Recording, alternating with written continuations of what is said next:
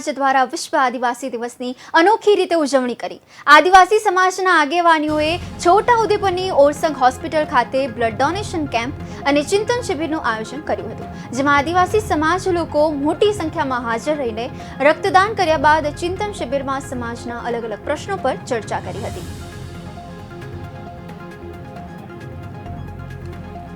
आदिवासी दिवस निमित्ते ओरसंग होस्पिटल छोटाउदेपुर खाते blood donation नो मेगा केम्प राखेल छे। साथे साथे चिंतन शिबिर नु पण आयोजन करेल छे।